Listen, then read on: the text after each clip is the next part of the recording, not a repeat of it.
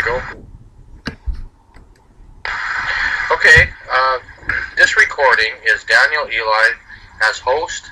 This is like a radio program, but it's in a chat venue. We're going to be discussing New Age spirituality, traditional spirituality, like in churches, and paganism, and various topics of spiritual growth, right? Like, what's the most effective path for you?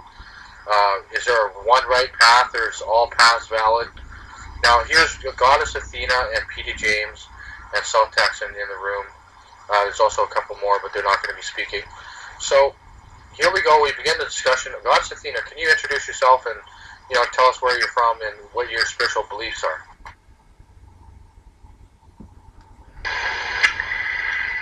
My name is Catherine. I'm from Moncton, New Brunswick. I am a natural medium.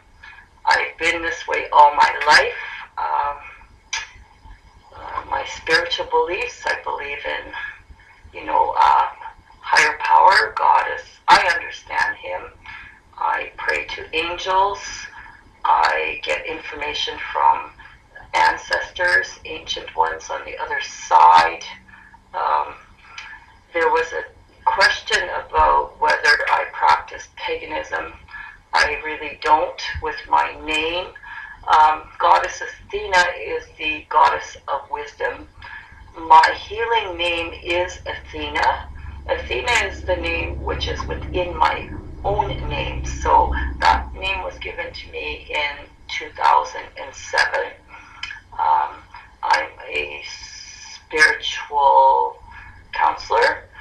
So I teach people to be in touch with their own intuition. We all have our own answers within, and we are here to teach. That's my life purpose.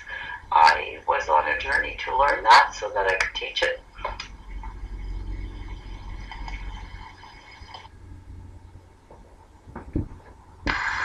Thank you, and I know it's going to be a good little discussion here that we're going to have with you. And Petey, can you come up and introduce yourself briefly? Sure thing, Daniel. My name's Peter. I'm from Australia, and I'm just a free spirit and an inquisitive soul.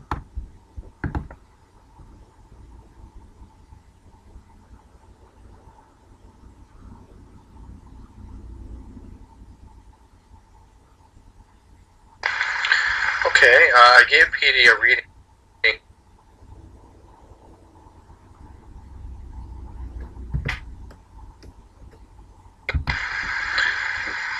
South Texan, do you feel like coming up and saying hello?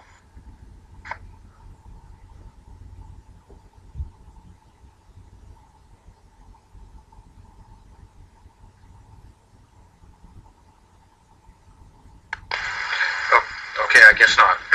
Here we go. Let's start with the definition of spirituality, okay? Let's start off, because when you say spirituality, a lot of people think New Age spirituality, right? Like, what is exactly spirituality? As opposed to, say, like religion or doctrine or ritual. What is spirituality? What does the definition of that mean? What does it mean to you?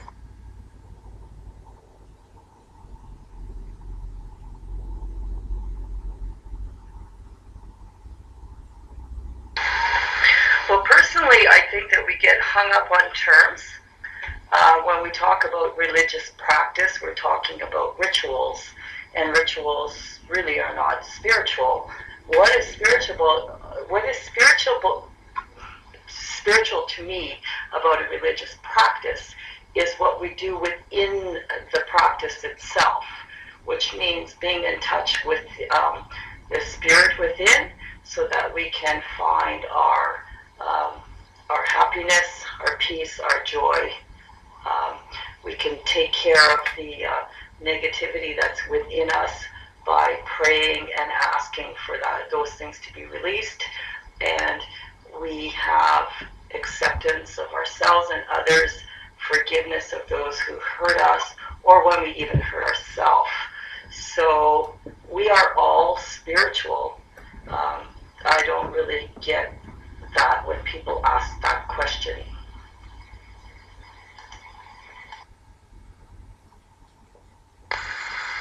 Yeah, I asked that question, like, I asked, like, what is spirituality? And I asked that to, like, people in my chat room before, and they say generally they came to a conclusion that it means issues dealing with self, your personal individual self, right?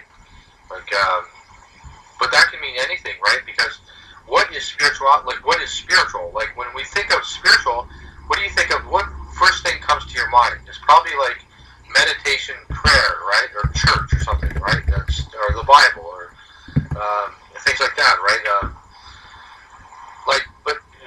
But everything in life can be, in some way, shape, or form, be construed as being spiritual, right? Because issues of life in the individual existence, that could mean sitting on the toilet, reading a newspaper, right? That could, have you ever had like a spiritual epiphany while sitting on the toilet? I have, right? I could read the Bible while sitting on the toilet, and I don't feel ashamed. I don't feel like I'm offending God, but I don't do that normally. But but when you think of spirituality, you don't think of going to the bathroom, do you?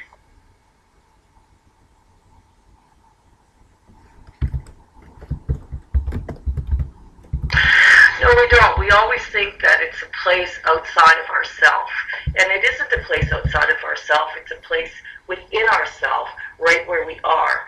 I find that when people are starting on this spiritual path, when they awaken, that they're, searching for answers from outside of themselves, because they don't really know how to connect that to the inside. And I think, like, my job, when I come against people, and this is what I teach, I actually teach tea leaf reading classes. I started to do that this May when I moved here to New Brunswick.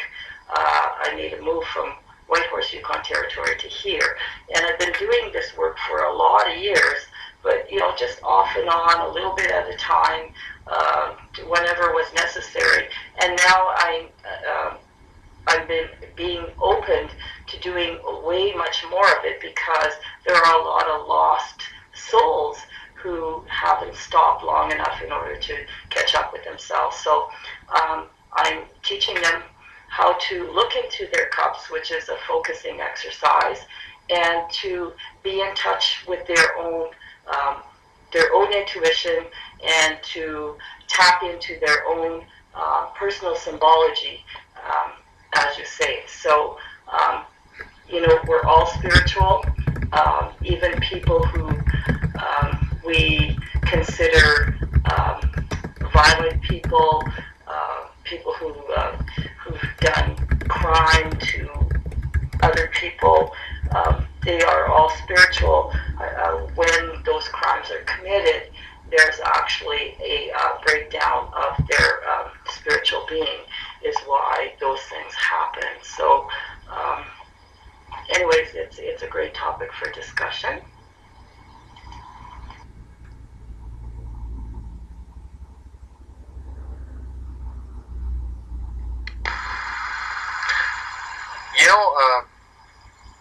What do you think of the differing beliefs? Now, how people say, I'm spiritual and not religious, right? Like, people follow a more spiritual path rather than a set dogma, right? Like a set written in stone belief system where they have to follow a certain belief, and if you stray from that, then you're influenced by the devil and you're going to hell. And the whole, like, there's 38,000 different Christian denominations. Most of them thinking that they are the only right path, right? Now, like, does it really matter to you, in your view, what we believe or not? Like, is one path equally as valid as the next one? Well, everybody has their individual path, and so what might fit one person, it might not fit the next person. It's where path you want, and that's the right path for you.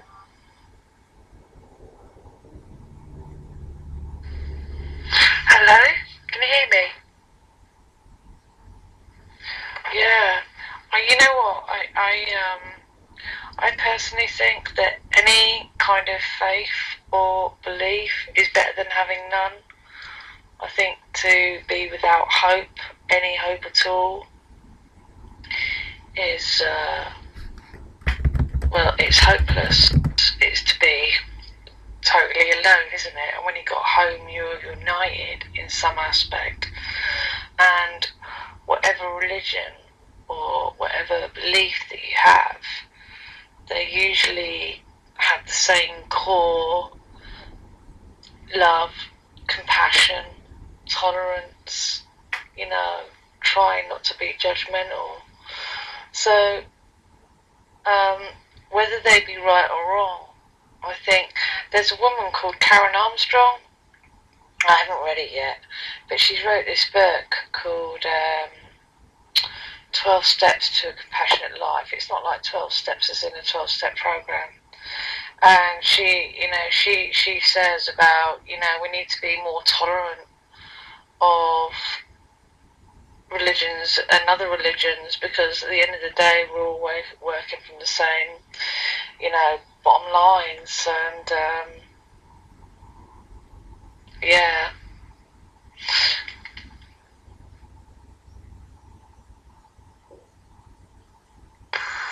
Okay, that was Charlie J just speaking, and that's the nickname, Charlie J72. And Lubbock spoke before that, but he left the room. So, now what do you think of belief, right? The concept of belief, like belief in God as opposed to non-belief in God, right? Now, Buddhists, they generally don't believe in the Christian version of a God deity, right?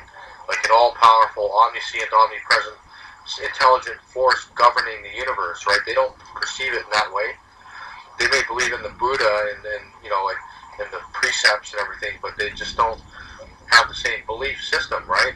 Or atheists, like hardcore atheists, they refuse to believe that there's any kind of God whatsoever, or phenomenon, like miracles or anything. All of that is just hogwash and the product of delusion, right? That's their perspective. Now, do you think it's dangerous to not believe in any of that kind of stuff?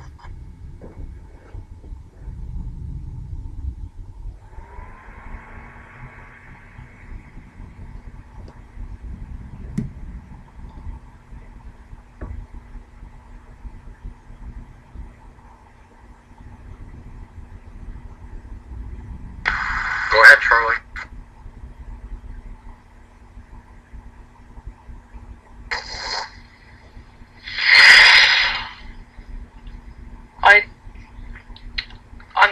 This is only my perception, so it's, my opinion is no truth. But yes, the question was, do I think it's dangerous? Yes, I do. Not unless that person has a real gets a lot of enjoyment, a lot of peace, a lot of pleasure from her purpose in life, fulfilling purpose. Unless they're getting a fulfilling purpose in another avenue, but everything outside of ourselves change, then I think it is dangerous. I think we're very lost. We're a lot of lost souls on the planet, and yeah. So I think it's dangerous, as in the ripple effect of one person asleep and not having any kind of belief system of being in hope can affect somebody else's life totally. So that's why I think it's dangerous. But I'm not too deep, but that's my take on it. But I think if a person had a good purposeful avenue of what they're doing, and they're getting a lot from that, then they're probably alright presently, but there's no security in outside things.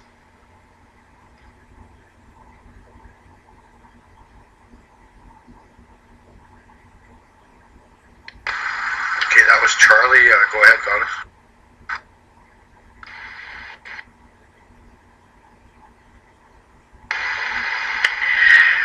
Well, I believe that everybody has the right to believe in whatever way they choose. We have all been given free will and free choice by the God of our own understanding. So each person needs to find their own way. I believe that our purpose here as spiritual healers and teachers and students, that if we know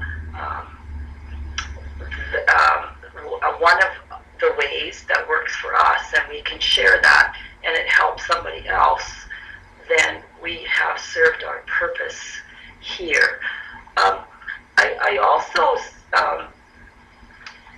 what's coming to mind for me in belief is that after belief comes knowing.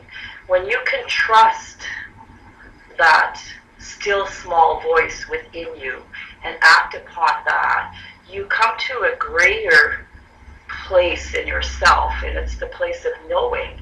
And I think that that part of you is way more powerful than even belief, because you have to come to believe first.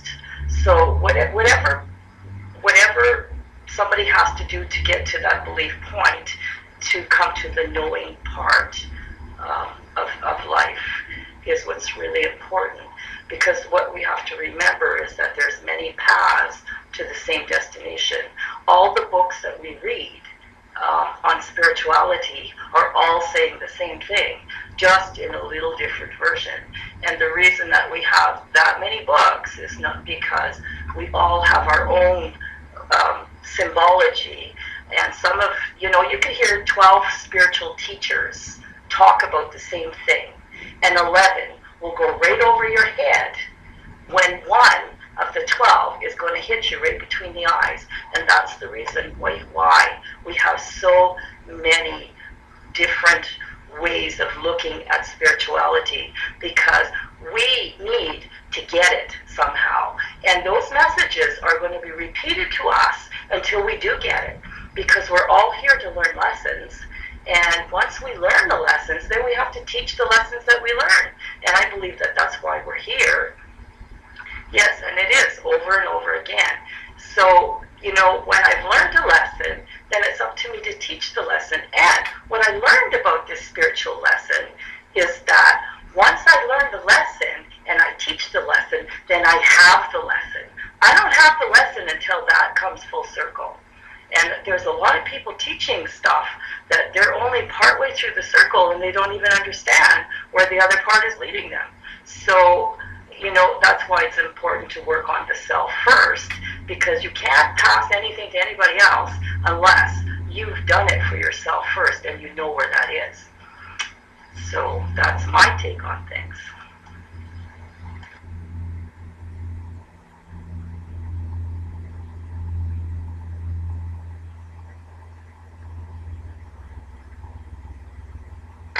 Okay, I just prayed to God for direction of this conversation. Now, everyone likes to be a love and lighter, right? There's a lot of love and lighters out there.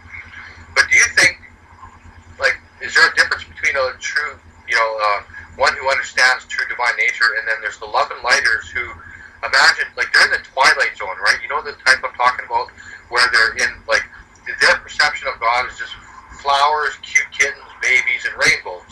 And everything that's, and they live in a delusional, New Age environment, and but that's not reality, right? There's something more to it than that, and what is your take on that?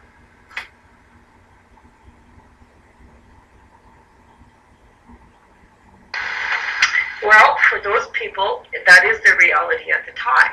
But when the bubble bursts, then we see what happens, because it is but an illusion.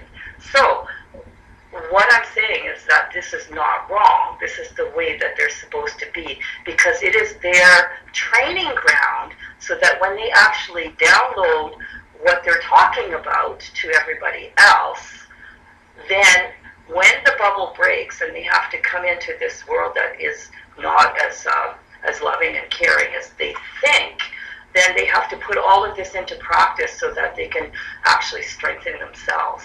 And that's going to be a challenge and a test for them, because, I've been doing this all my life, and I don't understand how people, can, and I question those people all the time. How can you say to me that you cannot be around a negative person because you need to be with positive people? Well, you know what? If we don't have that negative in our life, then we don't have any balance at all, because there is negative and positive.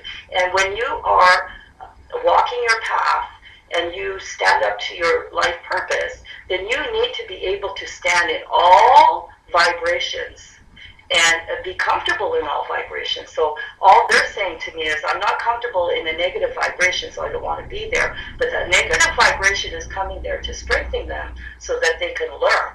So all they're saying is, I want to postpone my learning, I'm going to stay in this bubble, and I'm going to be very protected. Well, you know what? I've been protected all my life. I have a lot of angels and, beings around me, and I'm protected. But I'll tell you, I've been through a lot of things that were very uncomfortable, and I've helped a lot of people who are very uncomfortable, people on the brink of suicide, people who went to the other side and came back, and nobody wants to talk to those people because it's nasty energy. But the thing is, somebody has to do that work. So we go into the trenches and we help those individuals. That's what we bring our light into those dark corners of the world, so that or spaces in people, so that we can actually help them to heal themselves. And that, to me, is what our purpose here is.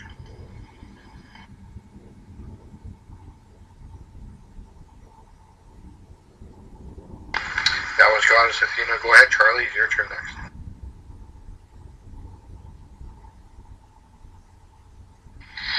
Yeah, same kind of thing. Just like I think when you first have a belief, it is kind of everything's kind of coincidental, and the sun is shining and the flowers are growing, and then life does hit you, and that's when the training begins. And how do I deal with this situation, this person? And I also relate to, I have a dark side. I have a repressed stuff. I have, I'm not a nice person. Like, I think, the false beliefs. I like to think I'm like this. I like to think I'm like that. And I think but as I go on my journey, my dark side is revealed more, as in my good side is revealed more. And in the same time, I have spaces of flowers and sunshine, and I have spaces where it's dark and lost and all that kind of stuff. But I think at the beginning it is flowers and light, and the eternal optimisms of people. I wish I could have that ignorance sometimes. No, I don't. But obviously I started off there. But yeah, I'll leave it there. Yeah. The saying, one of my most favorite ones is in the Bible, is that the kingdom of God is within you, right? Now that means, like, the devil's within you. You know how they have the devil on the left shoulder and the angel on the right shoulder, right? They're continuously prodding you to the good and the bad, and but that's like external though. But imagine that the devil resides within, and that God resides within, and that the whole point is to cast out the demons of your own mind, instead of like an actual Satan, right, who prods us with a pitchfork with horns and everything. It's actually our own little human self that we have to overcome.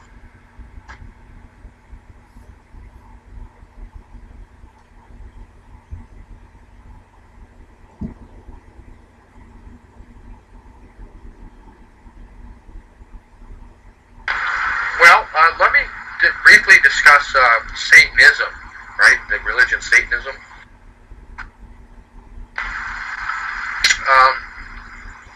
From what my knowledge is, from what I researched briefly, is that it's not really a God belief. They don't really believe in the Christian version of Satan, like an actual entity.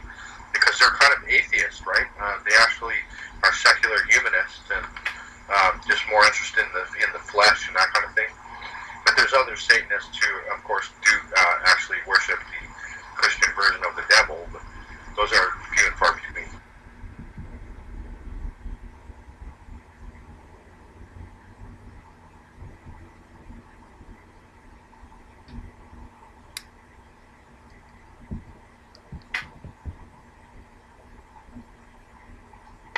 Okay, well, let's say we entitled this recording "Awakening the Spirit with Spirituality." Random discussions, maybe. Okay? Let me ask you: is there a better path than another one for awakening? Okay, if the goal is to awaken someone who's in the dark, how would you proceed to get that person awakened? What would you do? Like, you preach to him? Do you get him to meditate? Do you get him to go to church, or to take sacraments? Like, what would you personally say is the best path to help someone awaken spiritually?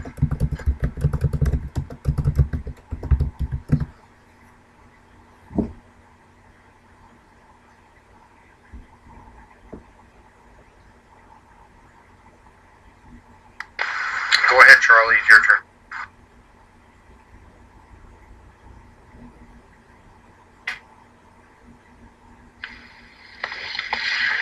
I think if people are looking, then I think I think the universe supports that, and I think people step into their lives and these people recognise something that's not within themselves and that they ask. I think if they ask, then you can give a multitude of ways to of suggestions to this person to get on their own path. But I think if someone wants to come out of the dark, they will, the universe will support them and put people in place to encourage them to find their own way in what they feel comfortable in. Done.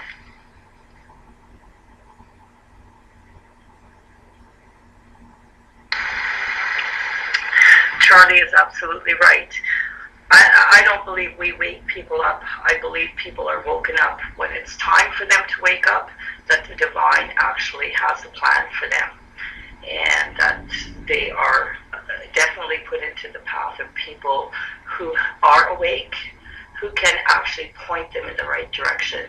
And that could mean, first off, that they have to learn to focus a little more. So we all know focusing techniques to help people, and when they ask for the help, then that's what we do, is we help them. Anybody who comes to sit around my table for tea leaf reading classes are people who have been drawn to me because they know I have the information for them that they need.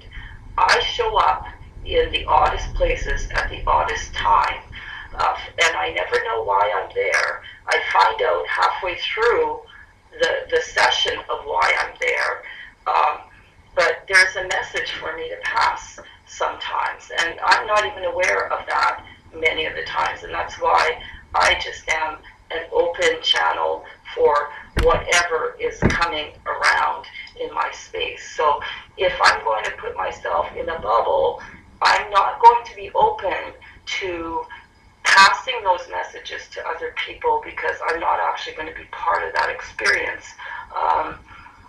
It's a fine line to walk in conscious awareness. And the thing is that when we are as conscious, as we get more awake as we're walking along after we've been woken up, and the journey actually gets more difficult the more light that we allow into our being. And there seems to be more attack on the other side because the negativity gets more strong. So that's why I said it's important to learn how to sit in negative vibration and still be the positive entity that you are. Because if you just stay in that little bubble, you're not going to grow to be your full spiritual potential that you can be. So, I mean, that's just my take on it. But like I said, I don't go searching for souls to help. I don't go preaching to people to help. People come to me and they ask me questions, and I have the wisdom and the knowledge to share with them some of what they need to know through my own personal experience. And you know what? That's right. They do find us. And, I get a lot of people that come to me with very heavy vibration. It's a very difficult path that I chose, and it's okay. I'm very content with the path that I am walking. I deal with a lot of missing people cases, with a lot of people full of fear and anxiety, to bring some calmness into the experience that they have to walk through. But I personally also had to walk through that my own personal self. So how do people learn that they can come through this unless somebody shares that they've been through this and they see what a beautiful soul they are, having come out the other side and able to help other people? So we are but examples to other people, but our experience and our knowledge and our personal truth is so important to other people. And if we don't share that, and it's just like Jimmy down there at the bottom, he said, you know what, I needed to hear some of this tonight, and I came into the right room because I'm looking for answers. I've been asking for answers. I've been praying for answers, and where am I going to get them? And we fall into these rooms, and that's what I said. I haven't been around Pal Talk for a long, long time, probably over a year. I came back a few months ago to see, who was still around, and all I could find was, music being played in the rooms, and it wasn't even spiritual music. It was music that was like, head-banging music, and I thought, wow, what happened to this place? I mean, it seems that everything was all shook up. And so we're not talking about our real purpose here on this planet anymore. And I'll tell you from personal experience, and I know I have a lot to say, but these rooms actually saved my own life at one point when my husband went missing for 6.5 months, and I had a premonition of what was going on, and I couldn't deal with it. And other psychics in this room, in these rooms, helped me along the way, because you know what? We all need help at some point in our journeys. A good psychic needs a good psychic. And so these rooms are our training grounds to go out there in the world in order to do what we do. And I was grateful for these rooms, and I don't see that much help for other people in these rooms anymore. And I find that very sad.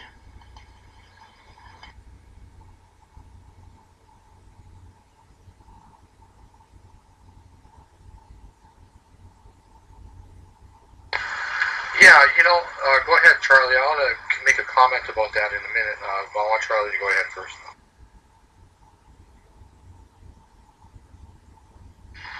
Yeah, I wanted to kind of ask Anthea. I was going to talk to her on what I thought she meant, and then ask her opinion. Would that be all right?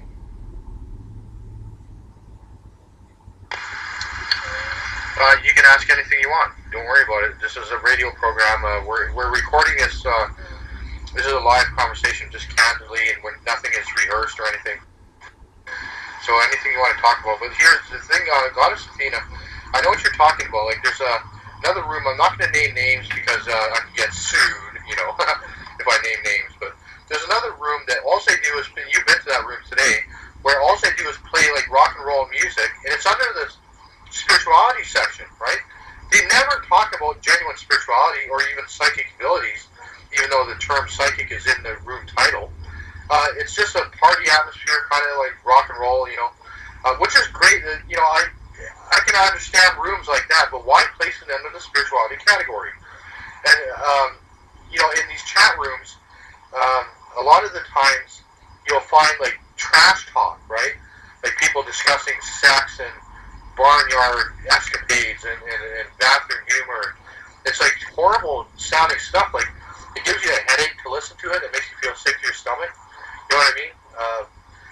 Cussing and all that, right? There's nothing spiritual about that kind of like behavior. But why? And there's a place for that, right? I can understand bathroom humor. It's sometimes funny to fart or something, but come on, why place it in the spirituality category? Why not place it under social issues or something else, like entertainment or something?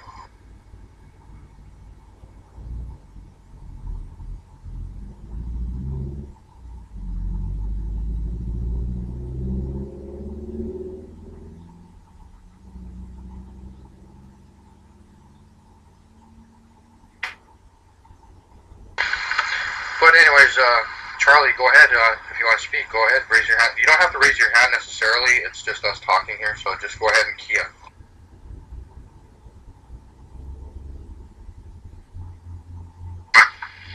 Thank you.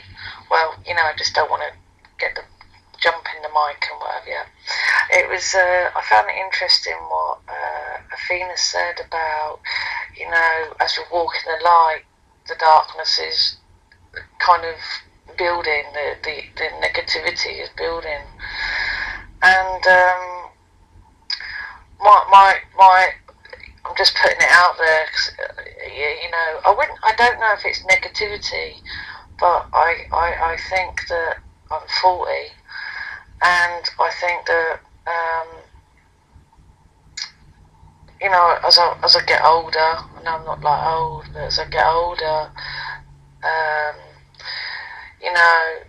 the immaturity in my youth and what I didn't know, I was hurt. I hurt people, sick in the head, hurt people.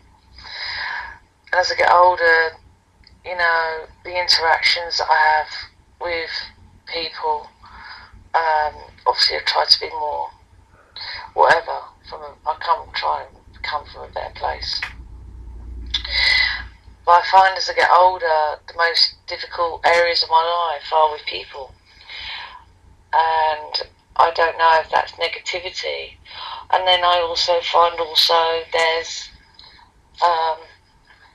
the age, although I'm 40, I have kind of a bit of a health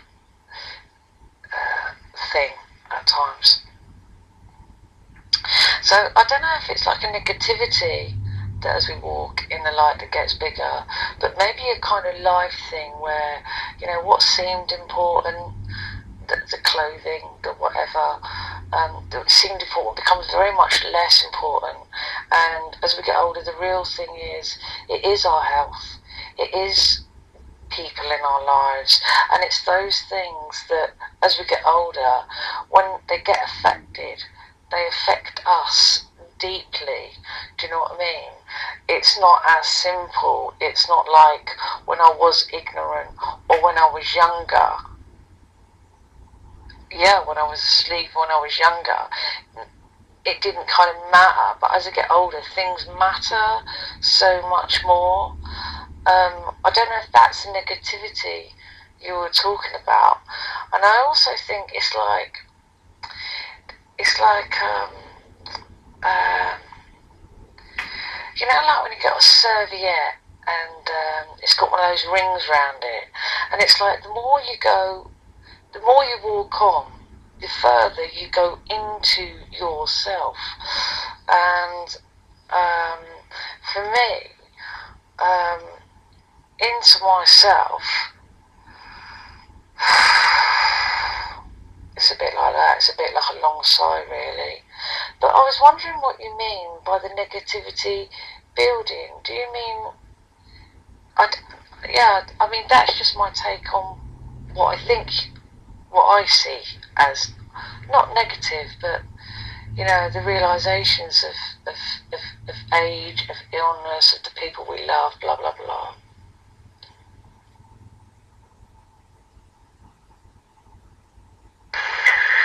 Well, actually, that's really not what I meant. What I meant was that as we we are walking in conscious awareness and we develop more, we actually see more of the negativity in our lives. So it's harder to get away from it because it's there. We see so much of it.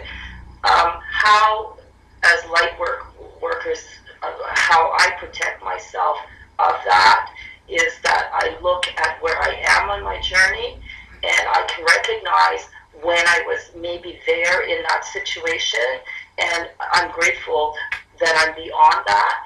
And so, yeah, it is constantly. So I'm not afraid of any of that anymore. But when people are waking up, they don't realize that that can be scary to be faced with themselves. And that's why a lot of people like to stay in the dark, because it's a fear of the unknown, fear of facing themselves. When people fear me, it's only because they fear themselves. I am probably the person that they don't know within themselves yet. So I always look at it as, when I heard you say you have problem with people sometimes, Charlie, and how I think about that and problems with people. I don't have problems with people anymore. I used to when I was younger, because I didn't really take the time to understand them. But I look at people, and it's been a long time since I've looked this way, is people are my mirror. Now, if I'm uncomfortable with the mirror that I'm looking at, then I need to look inside of myself and see what's making me uncomfortable about that mirror. So I do a lot of mirror work, and that works for me. Now, it may not work for other people, but that works for me. And that's why I said, when we have these talks about spirituality and opening up to our spiritual paths, like what I might do might not work for you. You might find another way to deal with it. And that's why we all have to be sharing, because there's so many different ways in order to come to the same conclusion. Because in the end, we're all going to the same destination. And how we get there, sometimes we think we're walking a straight path, and all of a sudden we have to take a turn, and there's a fork in the road, and we take one way, and we think, oh, I think I've gone the wrong way. But we're guided through that way anyways, because we're going to learn something there, and God is going to protect us no matter what we do. Whether we do it the right way or the wrong way, God's not going to leave us flat. We're going to learn one way or the other, and that's how, that's our learning experiences, is sometimes we can't always do it right and perfectly, because we would have really nothing to learn. And like I said, once we learn those lessons that, along our path, then we go out and we teach those lessons. And when we teach the lessons, then we know we have the lessons, because when we are able to, and my purpose in all of this now is that I actually empower people to empower themselves, because that's what we're here to do, and until you have, self-empowerment, you cannot help anybody else find their own empowerment, because we leave our being up to everybody else. People will come, you're full of light, people will come, and they don't want to take a look at what they're doing, and they're going to kind of project that onto you. And sometimes you can run away with that and hold the ball for them, and they're learning absolutely nothing. So I don't do that. If I have a message to give at that time, I give it, and I give everything back to them, what they brought to me, because I have enough of my own stuff to deal with in my life. And, I'm quite content with where I am right now. And, helping others is the greatest gift in the world. And like I said, when I came here, when my husband went missing for 6.5 months, and I had to talk every day about the fear and the anxiety that I was going through and the visions that I had, I was very grateful that there were people here for me, because not once did I ever feel like I had to carry that burden all by myself.